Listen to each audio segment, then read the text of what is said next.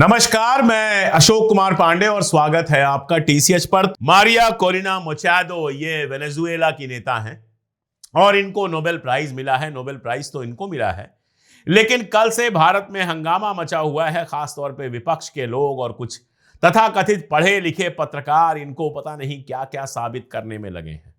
2010 के कुछ ट्वीट इनके लेके आए हैं जिसमें इन्होंने महात्मा गांधी की बात की है। 16 साल पुराने इन ट्वीट्स के आधार पर यह साबित किया जा रहा है कि वो गांधीवादी हैं। ये भी बताता है कि हमारे पत्रकार और हमारे सो कॉल्ड विद्वान लोग अंतर्राष्ट्रीय मामलों पर कितनी कम नजर रखते हैं और उनकी समझ कितनी कम है। नोबेल प्राइज में जो लिखा गया, नोबेल कमेटी ने जो रिकमेंड किया, उसका हिंदी अनुवाद करके सबने उनको लोकतंत्रवादी, गांधीवादी और जाने क्या क्या बना दिया और ये भूल गए कि ये वही मारिया हैं जिन्होंने थोड़े बरस पहले अर्जेंटीना के राष्ट्रपति और इजराइल के प्रधानमंत्री बेंजामिन नेतन्याहू, इन दोनों से यह अपील की थी कि हमारे देश पर आक्रमण कर दो, सेना भेज दो ताकि हम राष्ट्रपति बन सके। ये इनकी अहिंसा है, गांधी से प्रेम है, जिसमें विदेशी दो ताकतों से यह अपील कर रही थी कि इनके यहां आक्रमण कर दिया जाए। एक बहुत पुराना वीडियो है, यह वीडियो आप देख लीजिए, है स्पेनिश में, चूंकि वहां स्पेनिश बोली जाती है, लेकिन इसमें सबटाइटल हैं जो अंग्रेजी में हैं। यूगो चावेज उस जमाने में वेनेजुएला के राष्ट्रपति हुआ करते थे और यूगो चावेज को संसद के अंदर इन्होंने चोर कहा था। यूगो चावेज चाहते तो जाने क्या क्या कर सकते थे, लेकिन बड़े प्यार से उन्होंने कहा कि इतनी बड़ी बड़ी बातें करने से पहले प्राइमरी तो जीत लो। जैसे अमेरिका में जब आप प्राइमरी जीतते हैं तब आप राष्ट्रपति का उम्मीदवार बनने के काबिल हो सकते हैं। तो इन्होंने कहा कि जो पहली शर्त है वो प्राइमरी तो जीत के आ जाओ, और इस बात पे कि तुमने मुझे चोर कहा है मैं तुम्हारा जवाब नहीं दूंगा, क्योंकि चीलें जो होती हैं वो फ्लाइज यानी कि कीड़े मकोड़ों से लड़ाई नहीं लड़ती। ये बात कही थी यूगो चावेज ने, और ये वही है बेसिकली। अभी जब गजा में नरसंहार चल रहा था तो ये इजराइल के साथ खड़ी थी। जब बाद में प्राइमरी जीती और राष्ट्रपति पद की उम्मीदवार हुई तो इन्होंने कहा था कि मैं अपनी जो एम्बेसी है वो जेरूशलम में ले आऊंगी।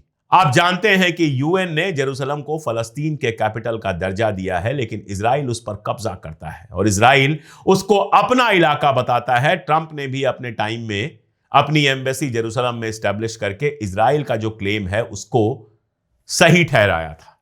उसी लाइन पे चलते हुए इन्होंने भी वादा किया था कि अगर मैं राष्ट्रपति बन गई तो जो एम्बेसी है उसको जेरूशलम में लेके आऊंगी। ये गांधीवादी हैं, हमारे विद्वान लोग इनको गांधीवादी कह रहे हैं। यही नहीं, इन्होंने कहा था कि जो इजराइल की नीति है वही वेनेजुएला की नीति भी होनी चाहिए। मादुरो साहब जो वेनेजुएला के राष्ट्रपति हैं, यूगो चावेज से लेके, और उसी परंपरा में मादुरो भी हैं, जिन्होंने वेनेजुएला की जो तेल है, तेल संपत्ति है, आप जानते हैं दुनिया में जहां भी तेल होता है उस पर अमेरिका की नजर होती है। उन तेल कंपनियों को सरकारी बनाकर रखा है, प्राइवेटाइज नहीं होने दिया है, उनको अमेरिकी कंपनियों के कब्जे में नहीं जाने दिया है। और यही नहीं, मादुरो लगातार इजराइल के खिलाफ रहे हैं, फलस्तीन का झंडा फहराते रहे हैं। और यह महिला पक्की जायनिस्ट है और साथ में इतनी अमेरिका परस्त है कि बिल्कुल चाहती है कि उसके देश का जो तेल और बाकी सब हो वो अमेरिका के पूंजीपतियों के हाथ में चला जाए। नोबेल प्राइज जीतने के बाद उसको ट्रंप को समर्पित करती है, ट्रंप को फोन करके शुक्रिया कहती है। आप समझ रहे हैं, नोबेल प्राइज दिया जाता है ऐसे लोगों को जो अमेरिका और पश्चिम के हितों की साधना करते हैं। आप उठाकर पूरा इतिहास देख लीजिए, आप जरा सोच के देखिए। मलाला यूसुफजई को 16 साल की उम्र में मिला था नोबेल। गजा में 60,000 से ज्यादा लोग मार दिए गए। मलाला यूसुफजई की कहीं आवाज सुनी आपने? एक बार भी मलाला यूसुफजई को गजा के पक्ष में आवाज उठाते हुए सुना आपने? नहीं सुना। क्यों? क्योंकि अब वो अमेरिका में रहती हैं और वो वही करेंगी जो अमेरिका चाहेगा। उसी के सामने ग्रेटा थनबर्ग को देख लीजिए। जब तक वो प्लास्टिक और पर्यावरण की बात कर रही थी तब तक वो अमेरिका की भी आंखों का तारा थी और यूरोप की भी आंखों का तारा थी। लेकिन जिस दिन उन्होंने गजा की आवाज उठानी शुरू की वो सबकी दुश्मन बन गई। तो ग्रेटा थनबर्ग को नोबेल कभी नहीं मिलेगा, क्योंकि अमेरिकी और इजरायली हितों के खिलाफ बोल रही है।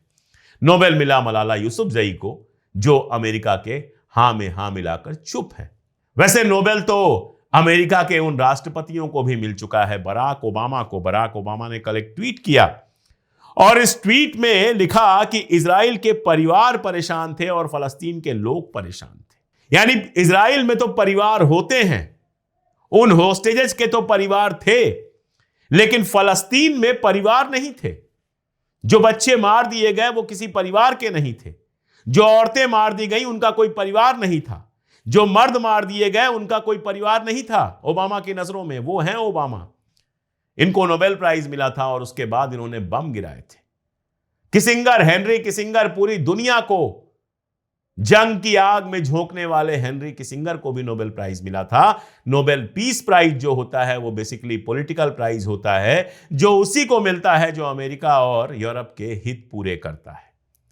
और हमारे देश में लोग पागल हो गए कि आह गांधीवादी है, राहुल गांधी से तुलना कर रहे हैं। आप कभी सोच के देखिए कि राहुल गांधी कभी किसी विदेशी ताकत से यह कह सकते हैं कि भारत के ऊपर आक्रमण करो क्योंकि मुझे प्रधानमंत्री बनना है? हो ही नहीं सकता है। कहां राहुल गांधी और कहां अमेरिका के पैसों से पॉलिटिक्स करने वाली ये मारिया कोरिना मचाडो। लेकिन ठीक है, जब अनपढ़ता बहुत बढ़ जाती है और रिसर्च करने की ताकत खत्म हो जाती है, तो भारत के पत्रकार और विद्वान पैदा होते हैं जिनको सोशल मीडिया पे कुछ भी लिखना है और ताली बजाना है। इस पर डिटेल में बात करनी मुझे इसलिए जरूरी लगी क्योंकि आप जानते हैं गजा पर 2 साल तक लगातार मैंने कवरेज की है और उस रोशनी में ऐसे लोगों को मैं अच्छी तरह से जानता हूं जो गजा के मसले पर इजराइल के साथ खड़े रहे, जिनके ऊपर कोई फर्क नहीं पड़ा कि गजा में कितने बच्चे मर रहे हैं, कितनी औरतें मर रही हैं, जिन्होंने गजा के जेनोसाइड से आंखें मूंद ली। और मारिया कोरिना उन्हीं में से हैं। इसीलिए जब उनको नोबेल प्राइज मिला तो मुझे बिल्कुल झटका लगा। मुझे लगा इससे अच्छा तो बेंजामिन नेतन्याहू और डोनाल्ड ट्रंप को एक साथ नोबेल दे देना चाहिए था कि भाई 60,000 से ज्यादा लोगों को मार डालने का और कई शहरों को तबाह कर देने का इनाम लो, और आराम से नेतन्याहू और ट्रंप को नोबेल प्राइज देकर सारी दुनिया को बता देना चाहिए था कि नोबेल प्राइज, खासतौर पर नोबेल पीस प्राइज जो है वो कूड़ा है। वो इस दुनिया की उस आबादी के लिए नहीं है जो अमेरिकन और इजरायली प्रेशर के सामने झुकती नहीं है। वो सिर्फ उनके लिए है जो अमेरिका और इजराइल की इबादत में किसी भी हद तक जा सकती है। तो मुझे ये 2 मुद्दे लगे कि एक साथ मिलाकर बात की जाए। एक तो तालिबान का मुद्दा जिस पर इतना शोर मचा और अब उनके ही सामने भारत सरकार झुकती चली जा रही है, और दूसरा उस नोबेल प्राइज का मुद्दा जिसको लेकर भारत में बिना मतलब का तहलका मचा हुआ है। मैंने अपनी बात कही और मुझे उम्मीद है कि बात आप लोगों को पसंद आई होगी। आप लोगों को क्या कहना है इस पर कमेंट में ज़रूर बताइएगा। जुड़े रहिए हमारे साथ। अगर अब तक चैनल को सब्सक्राइब ना किया हो तो कर लीजिए, और अगर आपको लगता है कि हम पूरी ताकत के साथ वो सच कह रहे हैं जो कहने की हिम्मत किसी और में नहीं है, तो आप भी हमारी ताकत बनिए। आप हमारे मेंबर बन सकते हैं 3 रुपए रोज से भी कम पे। ज्वाइन का बटन है और इसके अलावा लिंक्स हैं जो हमने पिन कमेंट में भी दिया हुआ है और डिस्क्रिप्शन में भी। आप हमारी ताकत बनेंगे तो हम लगातार बिना डरे बिना झुके सच कह पाएंगे।